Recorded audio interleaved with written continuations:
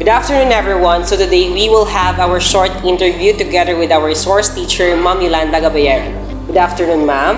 Good afternoon, Dave. So, ma'am, today we will ask some questions with you in connection with your field of expertise as a teacher. So, ma'am, how many years you are in service as a classroom teacher? As of this year, 2022, I am already 32 years in service as a classroom teacher and as a class advisor also. Okay, so in that 32 years, we know that you have developed different classroom strategies inside your classroom.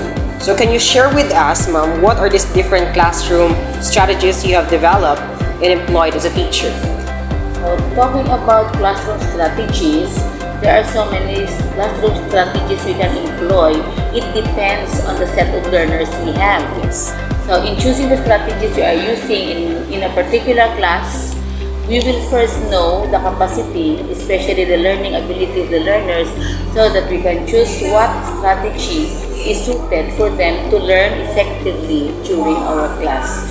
So, like for example, in a classroom wherein there are different learners with different learning abilities, we can use a strategy which is suited to them or suited to the group of learners, like differentiated instruction.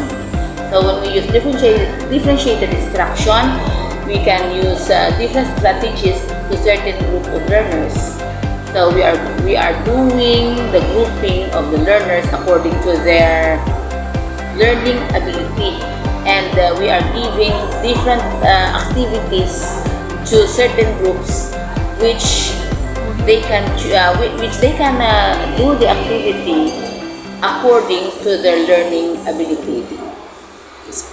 So what are the reasons why you as a classroom teacher employ this kind of strategies? Okay, mainly the reason why we need to choose the strategies suited to the group of learners is that we are employing the learner-centered institutions. That's why the learners are very important.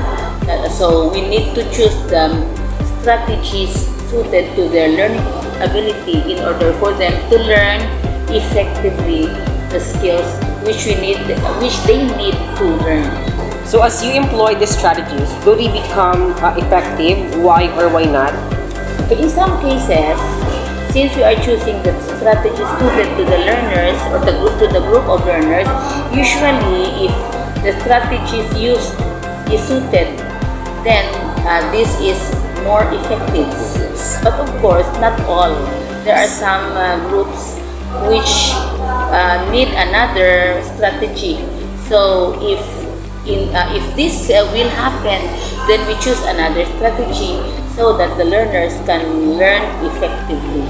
Okay. So as have you mentioned, there are sometimes students that have maybe not suited for the certain strategy. So based on your experience, ma'am, so how do you discipline disruptive learners? Of course, we need to discipline them so that they will not distract our classes and they will not hinder the learning of others, those who are eager to learn. So in this case, as part of disciplining them, we can choose or we can give them activities so that they will do on that activity and not to disturb the learning of other children. So if they are doing some activity, there will be less distraction. Okay. So since we choose this the same field of expertise with you, soon we'll become already a teacher. So for you, ma'am, why are these things are essential for us as teachers? Soon you will become teachers like us. So it is very important for you to learn the different strategies in teaching so that you can choose or use the suited strategies depending on the set of learners you will be facing later when you will become a teacher. So meaning you need to learn the different strategies so that you can choose what strategies will be suited to the set of learners given to you. To wrap up this interview, ma'am, so what tips and advice that you can give to us as a future teachers in developing an effective classroom management that we can use in our future endeavor. Okay, so for you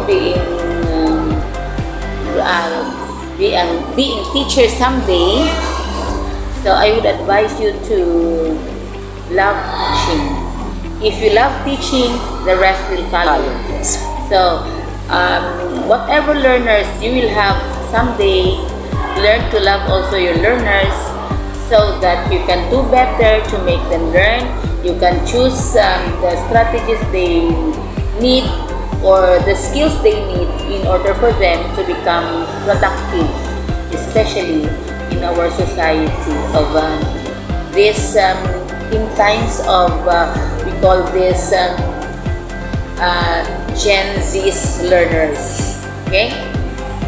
Okay, so thank you very much, ma'am, for sharing your experience. We hope, relying on what you have told us, we can apply this in our future as a teacher someday.